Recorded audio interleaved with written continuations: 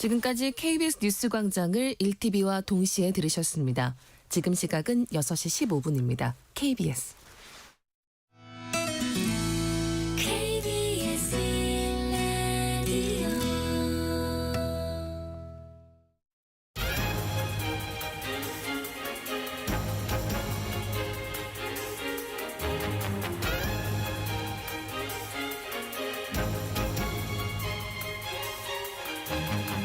오늘 아침 일라디오. 안녕하십니까. 오늘 아침 일라디오 아나운서 정은혜입니다. 최근 전세 사기나 보이스피싱 같이 서민들을 노린 사기 범죄가 점점 더 심각해지고 있습니다. 총 피해 규모가 수십억, 심지어 수천억 원에 이르고요. 죄질은 갈수록 나빠지는데요. 정작 처벌은 너무 약한 것이 아니냐라는 지적이 꾸준히 제기되어 왔죠. 피해자 한 명당 피해액이 5억 원을 넘지 않으면 특정 경제범죄 가중처벌법을 적용할 수 없어서 처벌 수위가 낮아지는 구조적 한계가 있었는데요. 이와 관련해서 국회에서 중요한 법 개정이 통과됐습니다. 그동안 형법상 사기죄의 법정형은 최대 징역 10년이었는데요. 앞으로는 징역 20년, 벌금 5천만 원 이하로 대폭 강화됩니다. 또 가중처벌이 적용이 되면 최대 30년형까지 선고할 수 있게 됐습니다. 이제는 피해자 한 명당 피해액이 5억 원 이하라도 불특정 다수에게 피해를 준 조직적 사기라고 한다면 20년, 30년형도 가능해진 겁니다. 사회적 약자를 겨냥한 심각한 민생 범죄에 대해 이제는 죄질에 걸맞은 처벌이 이루어져야겠죠. 이번 법 개정이 사기 범죄를 줄이는 실질적인 효과로 이어지길 기대해 보겠습니다. 12월 4일 목요일 오늘 아침 일라디오 출발합니다.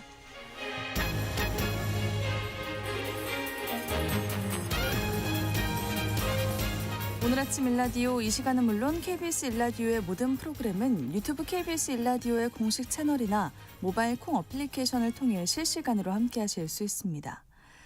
오늘 농수산 이슈 시간에는 식량 안보를 위협할 수 있는 농지와 산지 개발 붐에 대해서 살펴보고요.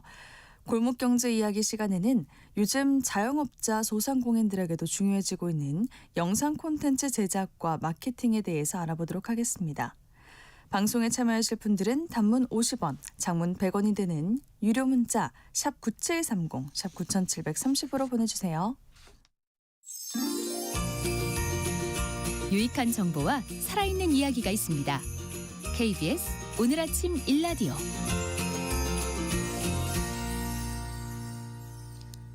우리나라 농지와 산지에 개발 바람이 불고 있다고 합니다. 국회에는 농지법 개정안이 33건이나 발의가 되어 있고요. 최근 제정된 산불특별법도 산림복구보다 개발에 치중되어 있다는 비판을 받고 있습니다. 문제는 정부가 계획한 식량 자급률 목표를 달성하기에도 현재 농지 면적이 부족하다는 건데요. 오늘 농수산 이슈에서는 농지와 산지 개발이 어떻게 추진되고 있는지, 어떤 대책이 필요한지 알아보도록 하겠습니다. 한국농정신문 원재정 기자 전화 연결되어 있습니다. 안녕하세요. 네, 안녕하세요. 한국농정신문 원재정입니다. 네, 농산물 생산 기반인 농지 실태부터 짚어봐야겠습니다. 현재 농지의 적정 면적이 유지되고 있는 건가요? 이 농지는 농업 생산 기반이라는 점에서 잘 유지하고 관리하는 것이 중요합니다. 적정 농지 면적에 대한 의견이 좀 다양한데요. 최근 정희용 국민의힘 의원이 발표한 자료를 보면 좀 심란한 상황입니다. 정부가 식량 자급률을 55%까지 달성하겠다 이런 목표를 세운 바 있는데 이걸 달성하기 위해 필요한 농지 면적을 추산해보면 현재 한 6만 헥타르가량 부족하다고 합니다. 그렇군요. 그럼 식량 자급률 목표 55%를 달성하려면 농지가 얼마나 필요합니까? 네, 정의용 의원 자료에 따르면 올해 이 주요 곡물 재배 면적이 83만 7,800헥타르인데요. 정부가 제시한 식량 자급률 목표가 55%, 그러니까 이 목표를 달성하기 필요한 농지 면적이 89만 6천 헥타르라고 합니다. 그러니까 이제 6만 헥타르가 부족한 상황이라는 계산이 나오는 거고요. 또 최근 5년간 곡물 재배 면적을 살펴봤더니 88만 헥타르에서 83만 헥타르로 줄어들었습니다. 그중에서도 주식인 벼의 재배 면적이 5만 5천 헥타르나 크게 축소됐고요. 뭐 밀이라든가 콩 재배 면적은 다소 늘어나긴 했지만 벼 재배 감소 면적을 상쇄하기엔 턱없이 부족합니다. 네, 곡물 자급률을 달성하기가 어렵다니까 이거 참 걱정스러운 일이네요. 네, 뭐 우리가 먹을 곡물 생산 기반 자체가 매년 사라지는 문제에 경각심을 높일 필요가 있습니다. 숫자만 놓고 본다면 이 식량 자급의 중요성을 내팽개친 게 아닐까 싶을 정도로 농지 감소 속도가 빠른데요. 문제는 이 국가 책임 농정을 표방한 이재명 정부에서도 이 농지 기반을 흔들 우려가 있는 정책이 확산한다는 점입니다. 네, 어떤 정책이 식량 생산 기반을 축소할 우려가 있습니까? 최근 뭐 가장 인기가 있고 활발히 논의되는 정책 중 하나가 영농형 태양광인데요. 지난달 14일 더불어민주당과 조국 혁신당이 국회 토론회를 열었고 또 지난달 19일엔 송미령 농림축산식품부 장관이 직접 이 전문가 토론을 주재하면서 속초를 내고 있습니다. 영농형 태양광은 농사를 지으면서 이 태양광 발전도 하는 일석이조 사업이고요. 뭐 이론적으로는 나쁘지 않습니다. 하지만 현재 우리나라 농지 소유와 이용 현실을 짚어보면 비농업인의 농지 소유, 뭐 도시자본의 농지 소유가 가속화할 가능성이 높습니다. 농민들이 소유한 농지가 비농민 소유로 바뀌는 이 편법의 통로가 될 수 있다는 거고요. 또 절반 이상의 농민이 임차농이거든요. 그 농지를 빌려서 농사를 짓고 있는데 네. 영농형 태양광 사업으로 발생할 피해 대책이 뚜렷하게 제시되지 않고 있습니다.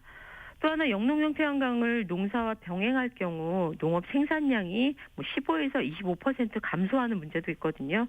이런 여러 문제점의 대책을 논의하는 경우는 찾아보기 어렵고 영농형 태양광의 장점만 부각되고 있는 겁니다. 네, 그렇군요. 농지 위에 태양광 시설을 추가하다 보니까 농사지은 작물의 생산량이 줄어드는 문제가 발생하는 거네요.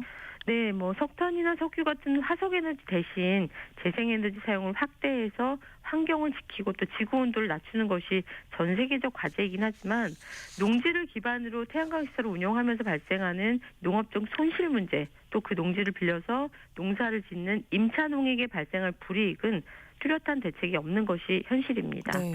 물론 정부가 영농형 태양광 사업에 본격 뛰어들 채비를 하면서 페널티도 언급하고 있습니다. 그러니까 영농형 태양광을 설치한 뒤에 햇빛 농사만 짓고 실제 농사를 짓지 않을 경우에 적발 때마다 영농발전 수익의 1년치 이상의 벌금을 부과한다거나 또 2회 적발 시에는 개통 연결권 회수 등의 규제안을 제시하고는 있습니다.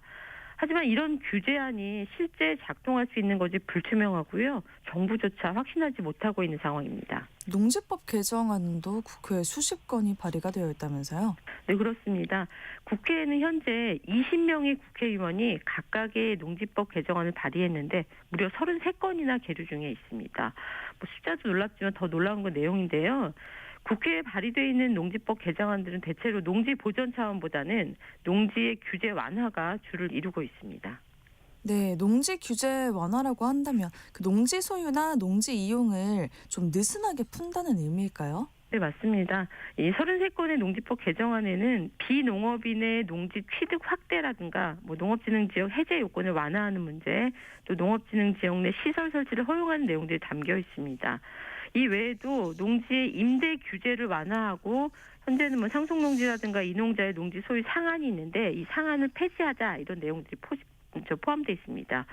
기억하시는 분들 계실 것 같은데 지난 2021년 한국토지주택공사 LH 사태가 벌어진 바 있습니다. 수도권의 주택공급 사업이 추진되는 과정에서 LH 직원들이 농지를 투기 대상으로 삼은 일이 사회적 지탄을 받았고요. 당시 국회는 다시는 이런 일이 없도록 하겠다 이렇게 목소리를 높인 바 있습니다. 하지만 불과 몇 년 만에 국회가 이 법 개정안을 발의하면서 농지 전용이라든가 농지 개발을 부추기고 있는 것입니다. 네, 산지도 개발 이슈가 확대되고 있다면서요. 네, 맞습니다. 지난 10월 28일 제정된 경북, 경남, 울산 초대형 산불 피해 구제 및 지원 등을 위한 특별법이 있는데요. 굉장히 우려의 목소리가 높습니다. 초대형 산불 피해 구제 특별법의 취지는 산불 피해 지역의 복구에 있거든요. 네. 하지만 이 실제 특별법 내용에는 산지 개발을 폭넓게 허용하고 있어서 비판의 목소리가 커지고 있는 상황입니다. 특히 경상북도가 산지 개발에 크게 반응하고 있는데요. 이 경상북도는 특별법이 공포되기도 전에 골프장이라든가 리조트, 목재사업지구, 또 대단위 스마트팜 등의 개발 계획을 발표하며 앞장서고 있습니다. 이 환경단체들은 재난을 틈탄 개발 야욕이다 이렇게 강하게 비판하고 있고요. 산불이 나면 산지를 개발할 수 있다는 그릇된 기대감이라든가 이 좋지 않은 선례로 남을 수 있다는 점에서 굉장히 논란이 이어지고 있습니다. 네, 농지나 산지는 한 번 훼손이 되면 다시 복구하기 어렵다는 점에서 이 철저한 관리가 필요한 게 아닌가 싶습니다. 네, 맞습니다. 농업진흥 지역에 농지가 개발돼서 공장과 아파트가 들어선 곳이 다시 농지로 이 원상복구되는 일은 없습니다. 정의용 국민의힘 의원 자료를 보면 농지가 타용대로 바뀌는 농지 전용이 매년 수천 건씩 쏟아지고 있거든요. 그러니까 최근 5년간 농지 전용 면적이 8만 4천 헥타르나 되고요. 매년 이 만 헥타르의 농지가 사라지고 있는 실정입니다. 그대로 저도 농지가 전용되고 있는데 이걸 33건의 농지법 개정안이 더 부추기고 있다는 비판을 피하기 어려운 상황입니다. 이재명 정부는 이 먹거리 기본권과 국가 책임 농정을 강조하고 있는데요.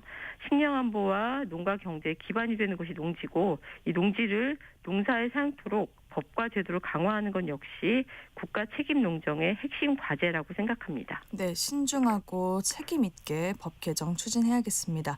한국농정신문 원재정 기자님과 함께했습니다. 고맙습니다. 네, 고맙습니다.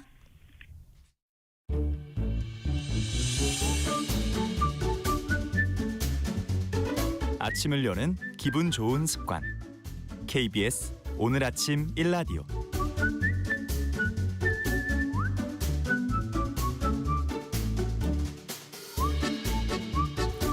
음식이나 상품을 잘 만드는 것도 중요하지만요. 요즘은 콘텐츠를 잘 만드는 것도 중요하고요. 가게 간판도 중요합니다. 온라인 간판도 필요한 시대가 됐는데요.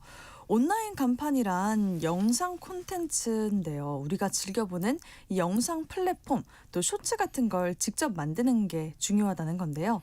오늘 골목경제 이야기 시간에는 영상 콘텐츠를 어떻게 만들고 또 마케팅에 활용하면 좋을지 알아보도록 하겠습니다.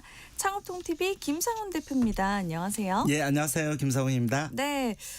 대표님 이제 벌써 연말이 됐습니다. 어제가 비상계엄 1년이 된 날이었는데 작년 연말 경기는 실종이 돼서 자영업자 또 소상공인들 특히 어려운 시기를 보냈을 텐데 이번 연말에 골목 경기 어떻습니까?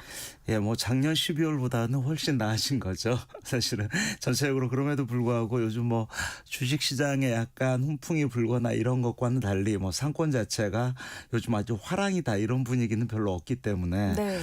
연말 경기 어떻게 보면 소상공인 입장에서 1년 중에서 매출이 제일 많은 달이 12월이거든요. 어떻게 그렇군요. 보면. 그래서 12월 달 연말을 중심으로 그래도 나름대로 전국의 이런 뭐 감성 골목이라든지 전국의 이런 좀 신세대들도 모여주는 전통시장 상권이라든지 이런 곳들은 그래도 조금씩 좀 활기를 찾아가는 듯한 이런 분위기는 충분히 감지되고 있습니다. 네, 비상계엄 또 그전에는 코로나19 빅 이슈들에 아주 큰 영향을 받으면서 송년회 모임과 회식 문화가 좀 많이 달라지고 있는 것 같아요.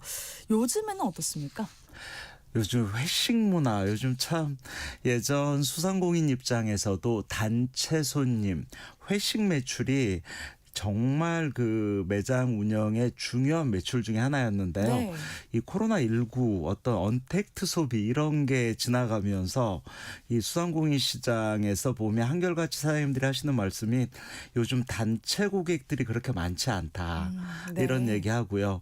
그러다 보니까 좀 이렇게 팀별로 작게 이렇게 작은 공간 좀 프라이빗한 공간에서 뭐 소규모 파티룸을 빌려서 하루를 보내는 수요라든지 요즘 신세대 직장인들 같은 경우는 회식 문화 자체가 좀 새로운 회식 풍속도로 바뀌어가고 있다 이런 상황인 것 같아요. 그래서 좀 거창한 모임은 아니더라도 그냥 작게 2명 3명 이런 분들이 모여서 연말을 소소하게 보내는 이런 상태로 회식 상태가 좀 회식 문화가 바뀌어지고 있어서 요즘 소상공인들은 야 몇십 명씩 모여드는 그런 시절이 참 그리워요. 이렇게 이렇게 얘기하는 분들도 있더라고요. 네, 그럴 수 있겠네요.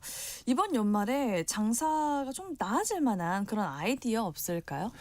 저는 그런 측면에서 오히려 이 신세대 직장인들을 타깃으로 해서 오히려 좀 이렇게 작게 모이는 뭐 2인 송년회, 커플 송년회 뭐 이런 거라든지 4인 송년회, 뭐 10인 송년회 이렇게 사람 수별로 송년회 이벤트를 마련하는 것도 저는 좀 의미가 있겠다라는 생각이 사람 들고요. 수별로요? 또 개별 매장별로 송년 스페셜 한정 메뉴 같은 것도 좀 만들어서 이런 SNS에 홍보하고 플레이스 같은 데 좀 올려서 요즘 송년회 이벤트는 우리 매장에는 이런 게 있습니다. 이런 것도 중요하고요.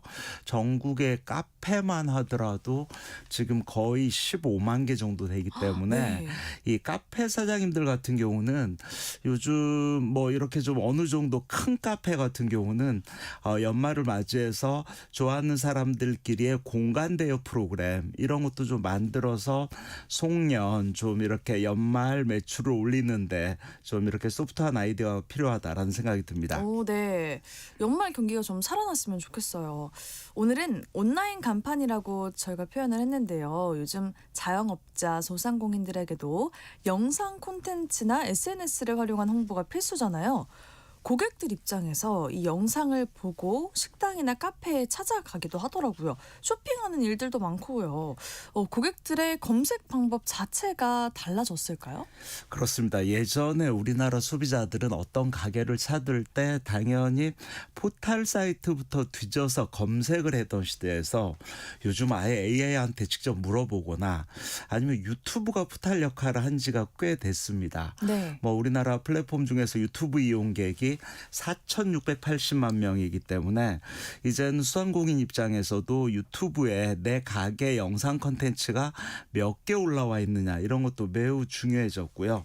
또 빼놓을 수 없는 게 우리나라 네이버 이용국도 한 4,400만 명이 넘기 때문에 우리 가게에 어떻게 보면 대문 역할을 하고 있는 게 네이버 플레이스거든요. 그렇죠. 플레이스에 요즘 보면 가게를 클릭하면 앞에 5개의 사진을 올리는 이런 공간이 있는데요. 이런 어떤 사진을 올릴까? 이 사진 공간에 사진보다는 오히려 영상을 링크해서 우리 가게를 한눈에 이렇게 확인하고 구매로 이렇게 이어질 수 있도록 그리고 이 플레이스에 제대로 등재를 하고 이 여기를 소소한 정보까지 기록해야만 네이버 지도에도 이렇게 노출이 되기 때문에 네. 요즘 소상공인들은 참 공부할 게 정말 많아지고 있다라는 생각이 듭니다. 그러네요. 그 배달앱부터 시작해서 이 기본 광고비가 다 너무 올랐다라고 하는 것도 영상 콘텐츠에 관심을 갖게 한 이유일까요?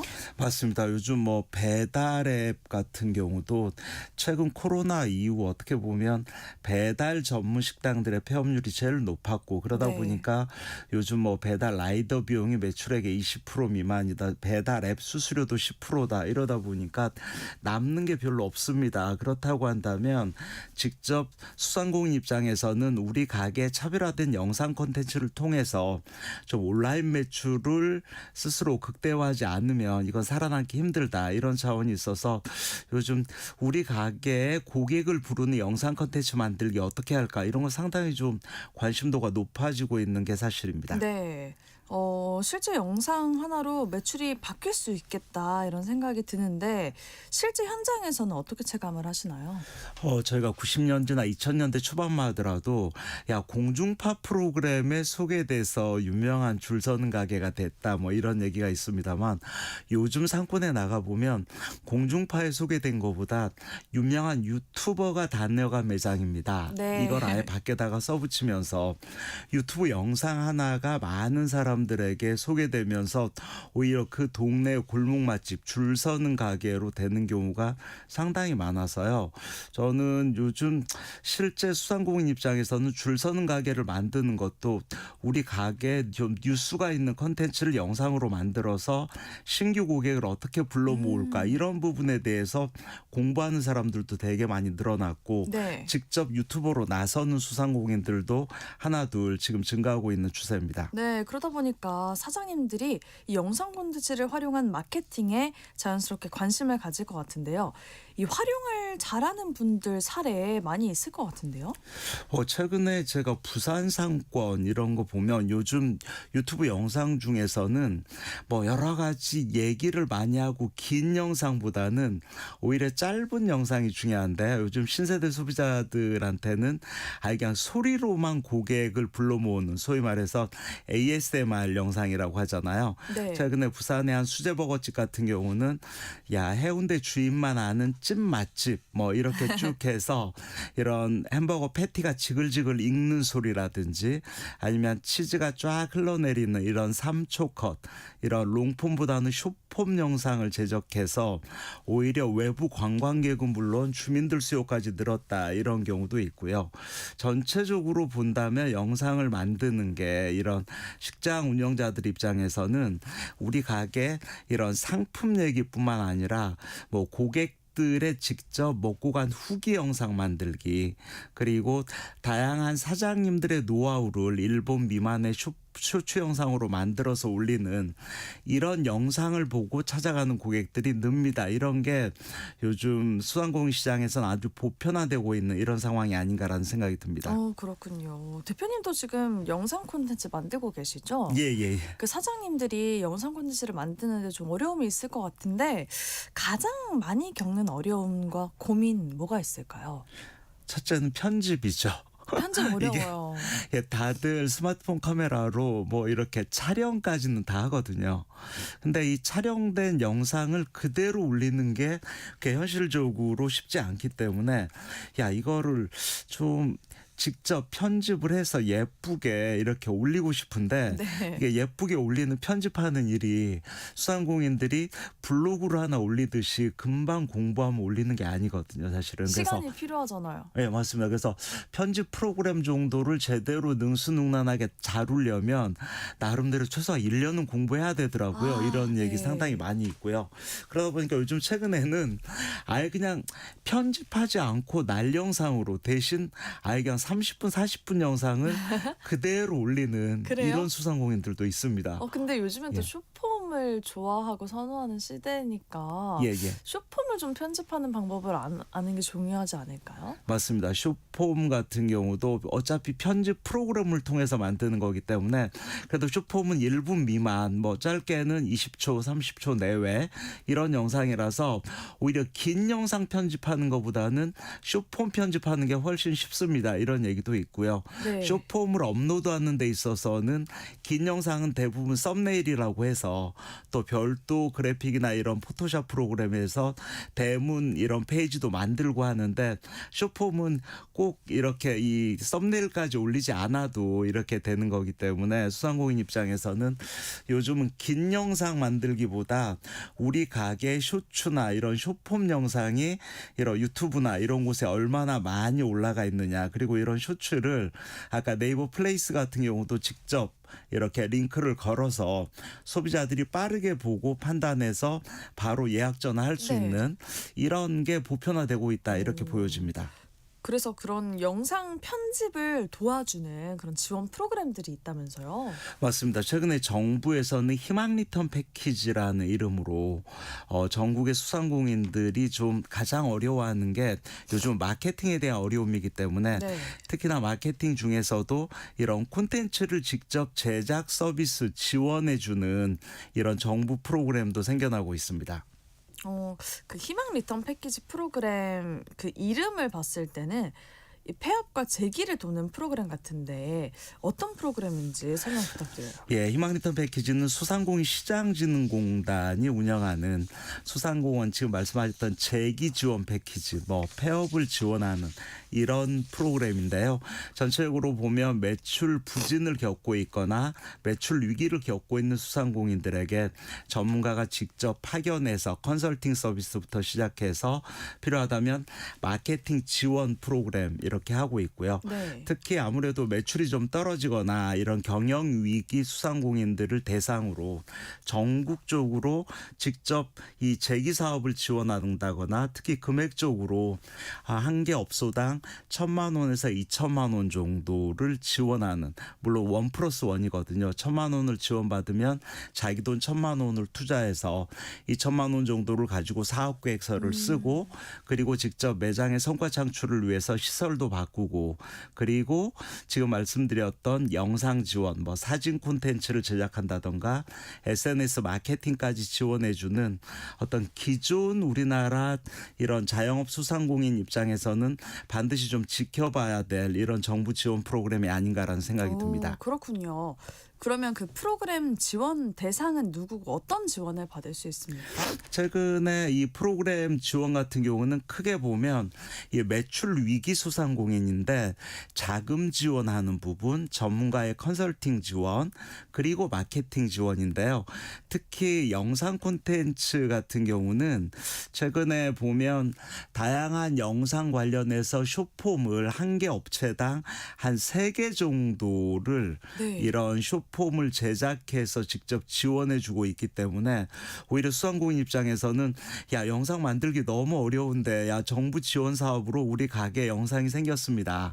이렇게 생각하시는 분들도 상당히 많이 있고요. 뭐 영상 외에도 저는 요즘 보여지는 게 돈이 된다, 이런 건 다 누구나 알고 있기 때문에 네. 영상뿐만 아니라 전문가가 직접 매장을 방문해서 이런 전문가들 마케팅을 활용하는 데 쓰는 이런 중요한 이런 주인의 일하는 모습의 사진 콘텐츠, 그다음에 직접 상품 사진, 시설 사진, 이런 사진 콘텐츠를 20컷에서 30컷 정도를 지원해 주는 사업도 있고요. 네. 그리고 뭐 이렇게 직접 브로마이드 영상처럼 이 사장님들의 사진을 넣어서 스토리 콘텐츠까지 연계해서 이런 스토리보드를 액자로 만들어서 지원하는 서비스도 있고, 이래서 아마 소상공인 입장에서는 혼자서 못하는 이런 마케팅 콘텐츠 개발을 정부 지원을 통해서 직접 받고 있습니다. 이렇게 상당히 만족도가 높은 사업이 아닌가라는 생각이 듭니다. 오, 그렇군요. 이 프로그램 내에서 이런 영상 콘텐츠 제작 어떻게 지원을 해준다는 거죠? 지금 보면 전국적으로 6개 실행 기관들이 있는데요. 직접 영상 콘텐츠를 신청을 하게 되면 전문 유튜버하고 전문가가 직접 현장을 가서 이 가게 사장님 입장에서 첫째 콘텐츠 기획회의를 하거든요. 아, 네. 그리고 기획회의를 해서 이거를 영상 폼을 뭐 세로 영상으로 만들까, 가로 영상으로 만들까, 숏폼으로 할까, 롱폼으로 할까, 그리고 영상의 활용도를 생각해서 궁극적으로 신규 고객을 불러 모으는 이런 영상들을 어떤 사장님과 같이 직접 만드는 건데요. 기획을 같이 단순하게 하는 거군요. 제작하는 거에 그치지 않고 이거를 유튜브라든지 이런 게 직접 업로드하는 것까지 직접 서포트해주고 있는 차원이라서 아마 소상공인 입장에서는 이런 정부 영상 지원 서비스를 통해서 직접 유튜브에도 입문했습니다. 채널도 만들었습니다. 요즘 이런 소상공인들도 늘고 있는 상황입니다. 그렇게 지원을 해주고 도움을 주면은 편하게 영상을 편집하고 올릴 수 있겠네요. 근데 이런 정보조차 잘 모르는 분들이 많을 텐데 어떻게 더 알아보면 좋을까요? 이건 포탈에서 희망 리턴 패키지 이렇게 검색하면 홈페이지가 나오거든요. 네. 이게 그래서 상시적인 홈페이지를 검색해 보면 거기에 공지사항, 알림센터를 보면 언제 모집하는지 알고 있고요. 아니면 소상공인 통합콜센터 전화번호가 1533-0100이거든요. 여기에 문의하면 지금 희망 리턴 패키지 지금 올해 사업 같은 경우는 지금 거의 마무리가 됐고요. 내년 2026년도 사업이 아마 내년 1월, 2월 중에 모집할 예정입니다. 그래서 보통 1, 2월 중에 한 달 정도 기간을 가지고 이 소상공인 대상으로 모집을 하고 있기 때문에 희망 리턴 패키지 홈페이지를 꼭 좀 주의 깊게 살피면서 내가 어느 지역이고 어디에 신청하면 되는지 이런 거 좀 살펴보시면서 신청하시면 좋을 것 같습니다. 그러면 내 유튜브 채널을 한번 만들어 보겠다라고 한다면 어디서부터 어떻게 시작을 하면 좋을까요? 일단 네. 사실은 유튜브 채널을 개설하는 것, 채널을 개설하는 건 쉽습니다.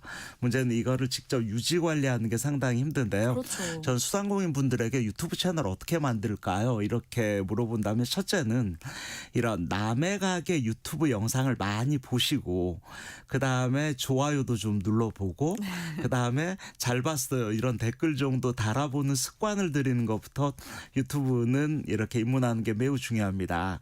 그리고 두 번째 유튜브라는 게 정보도 중요하지만 재밌어야 되기 때문에 우리 가게의 정보와 재밌는 요소가 뭔지 이런 거에 대한 컨텐츠 기획 이런 거 하는 거 매우 중요하고요.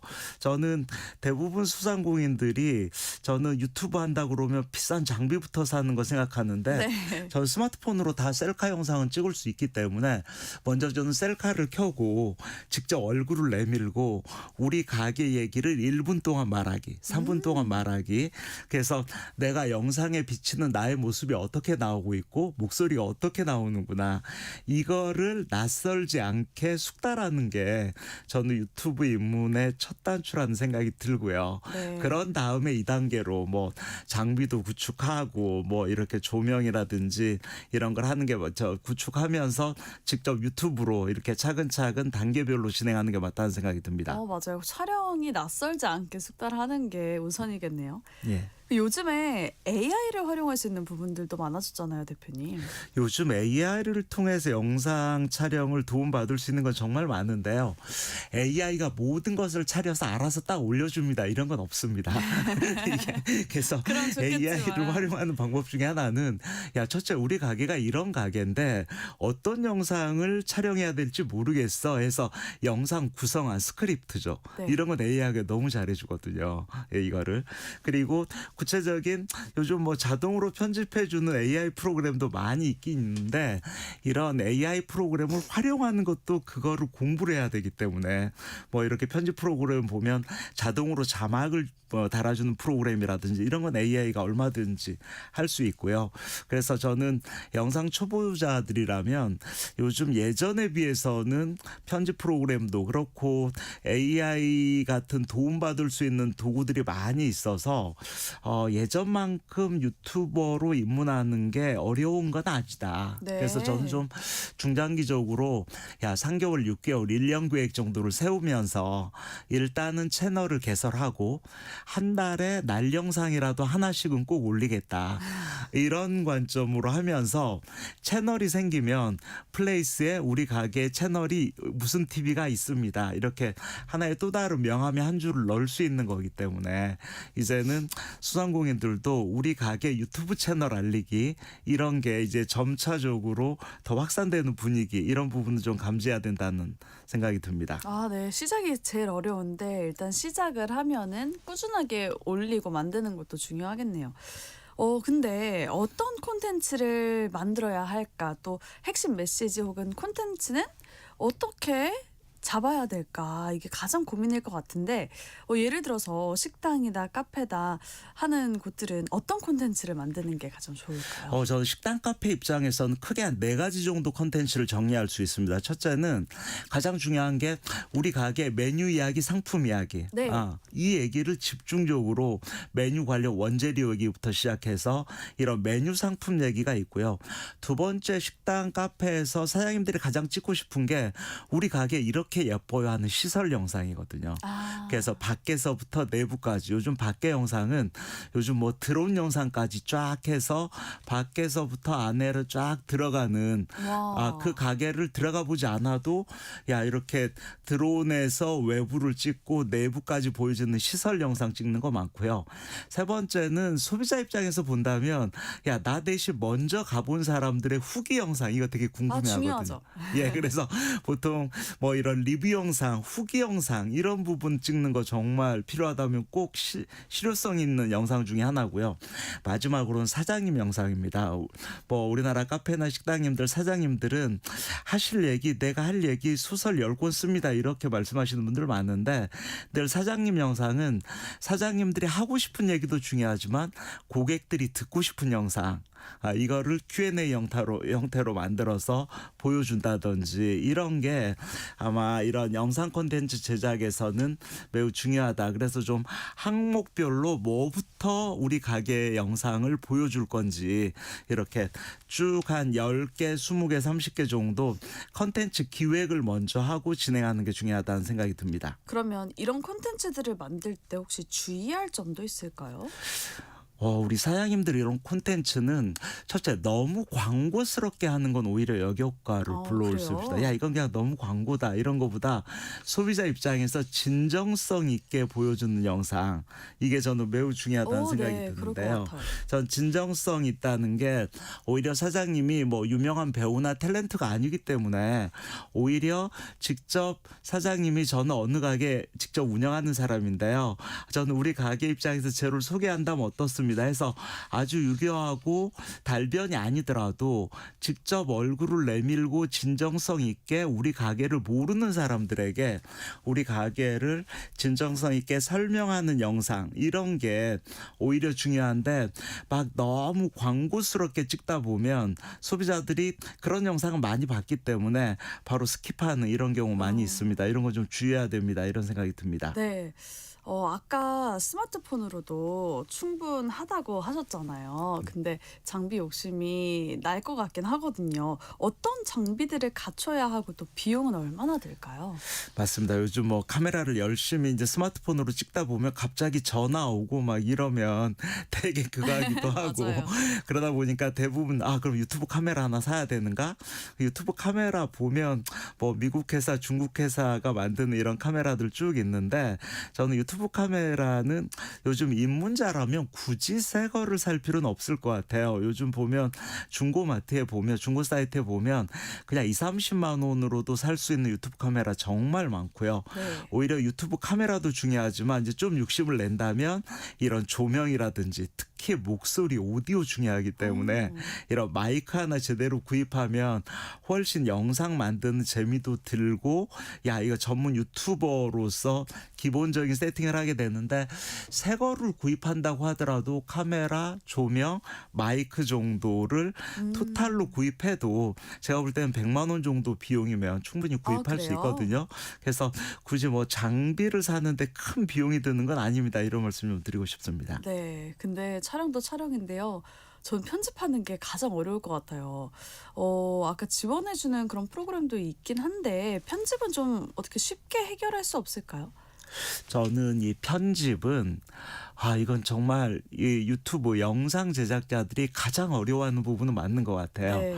그래서 수상공인 입장에서는 우리가 긴 영상 같은 경우는 앞서 말씀드렸듯이 최근에 60대 유튜버 같은 경우는 집에서 건강 콘텐츠를 제작을 하는데 기본 20분, 30분 영상을 내가 의사는 아니지만 내가 주워들은 모든 이런 건강 얘기를 진정성 있게 야 내가 뒷머리가 땡길 때는 어떤 게 좋더라고요. 제가 경험해보면 탈모는 이렇게 하는 게 좋더라고요. 이렇게 해서 10만 유튜버가 되신 분도 있거든요. 이분 보면 편집을 아예 하지 않아요. 전혀. 그러면요? 그리고 그대로 스마트폰으로 집에서 찍은 영상을 20분, 30분, 40분 영상을 그대로 올리지만 사람들, 소비자들 입장에서는 되게 유용한 정보기 때문에 그걸로 10만 유튜버가 생기는 이런 경우도 있어서 저는 편집이 부담스럽자면 최대한 촬영만으로서 올리는 방법도 저는 초기에는 충분히 의미가 있다는 생각이 들고요. 그렇군요. 그다음에 기본적인 요즘 편집 프로그램도 방송국에 쓰는 이런 비싼 프로그램은 어렵기도 하고요. 그래서 오히려 요즘 무료 편집 프로그램도 있고 아니면 좀 지나면 1년에 5-6만 원 정도만 내면 요즘 쉬운 편집 프로그램 너무 많이 생겨나고 있거든요. 네. 예, 그래서 이런 편집 프로그램을 제가 볼 때는 최소한 6개월 미만만 공부해도 얼마든지 그래도 기본적으로 운영할 수 있는 이런 상황은 됩니다. 이런 말씀 좀 드리고 싶습니다. 네, 좋습니다. 오늘 골목 경제 이야기 시간에는요. 영상 콘텐츠를 어떻게 만들고 또 마케팅에 활용하면 좋을지에 대해서 알아봤습니다. 창업통TV 김상훈 대표님과 함께했습니다. 고맙습니다. 예, 감사합니다. 오늘 아침 일라디오 지금까지 아나운서 정은혜였습니다. 좋은 하루 되세요.